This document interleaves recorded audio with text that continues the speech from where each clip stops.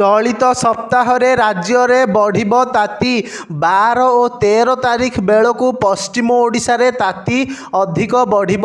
14 ତାରିଖରୁ ପଶ୍ଚିମ ଓଡ଼ିଶାରେ ମଧ୍ୟ ସ୍ଥିତି ସମାନ ରହିବ।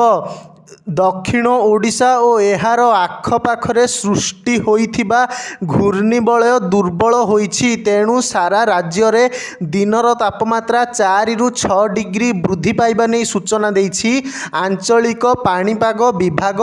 ଉପକୂଳ ଓଡ଼ିଶାରେ ତାପମାତ୍ରା ସାମାନ୍ୟ କମ୍ ରହିବାକୁ ଥିଲେ ମଧ୍ୟ ଗୁଳୁଗୁଳି ଯୋଗୁଁ ଜନଜୀବନ ଅସ୍ତବ୍ୟସ୍ତ ହୋଇପଡ଼ିବ। 14 ତାରିଖରୁ ସମଗ୍ର ରାଜ୍ୟରେ ପଶ୍ଚିମା ଝଡ଼ ପ୍ରଭାବରେ ବାୟୁମଣ୍ଡଳରେ ଶୁଷ୍କତା ବଢ଼ିବା ସହ ଟାଣ ଖରା ଅନୁଭୂତ ହେବ। ସେହିପରି ଆସନ୍ତାକାଲିଠାରୁ ଆଭ୍ୟନ୍ତରୀଣ ଓଡ଼ିଶାରେ କିଛି ସ୍ଥାନରେ ଦିନର ତାପମାତ୍ରା 40 ଡିଗ୍ରୀ ବୃଦ୍ଧି ପାଇବା ସହ ରାତି ତାପମାତ୍ରା ମଧ୍ୟ 2ରୁ 3 ଡିଗ୍ରୀ ବଢ଼ିବ। ଏନେଇ ପାଣିପାଗ କେନ୍ଦ୍ର ବୈଜ୍ଞାନିକ ଉମାଶଙ୍କର ଦାସ ସୂଚନା ଦେଇଛନ୍ତି।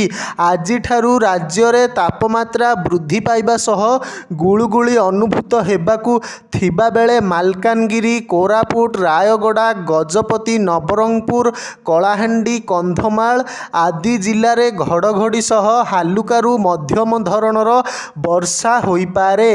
ବାୟୁମଣ୍ଡଳରେ ଶୁଷ୍କତା ବୃଦ୍ଧି ଯୋଗୁଁ ତାପମାତ୍ରା ବୃଦ୍ଧି ପାଇବ ବୋଲି ପୂର୍ବାନୁମାନ କରିଛି ଆଞ୍ଚଳିକ ପାଣିପାଗ କେନ୍ଦ୍ର। ତେବେ ଏହା ପ୍ରଭାବରେ 12, 13 ଓ 14 ତାରିଖରେ ତାପମାତ୍ରା ବୃଦ୍ଧି ପାଇ ଖରା ଅନୁଭୂତ ହେବ। ବିଶେଷ କରି ଭୁବନେଶ୍ୱର, କଟକ, ଝାରସୁଗୁଡ଼ା, ସମ୍ବଲପୁର, ଟିଟିଲାଗଡ଼, ସୁନ୍ଦରଗଡ଼, ପାରଳାଖେମୁଣ୍ଡି, ମାଲକାନଗିରି, ଭବାନୀପାଟଣା, ନୟାଗଡ଼ରେ ତାପମାତ୍ରା 40 ଡିଗ୍ରୀରୁ ଅଧିକ ରହିପାରେ ବୋଲି ଆକଳନ କରାଯାଇଛି।